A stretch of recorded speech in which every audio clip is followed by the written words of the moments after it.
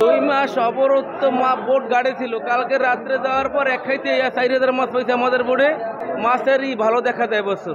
মাছ পামু আল্লাহ নাম লই, এখন মাছ হয়েছে সাগরে পামু, গেলে মাছ পামু। যারা আসছে বহিরাগত যারা বোট আসছে তারা বলে যে সাগরে মাছ আছে অনেক, আল্লাহর নাম লই।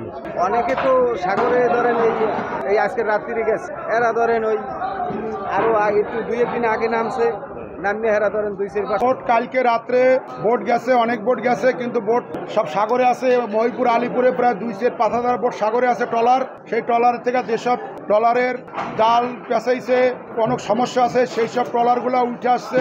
তারা 50,000, 60,000, 1 লাখ, 1.5 লাখ টাকা বিক্রি করছে। আলিপুর মহিপুরের প্রায় 5-7 বোট গেছে, ট্রলার গেছে। সেই ট্রলারে 2-3টে ট্রলারে মাছ পাইছে। তারা রাত্রে দিয়ে রাত্রি মাছ পাইছে, সকালবেলা উঠে আসছে 2-3টে ট্রলারে। সেই জন্য মাছের দাম, ইলিশ মাছের দাম অনেক বেশি।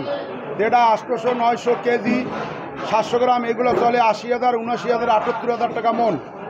যেটা 500 গ্রাম, 600 গ্রাম, 650 গ্রাম এগুলো চলে 50-52,000 টাকা মন।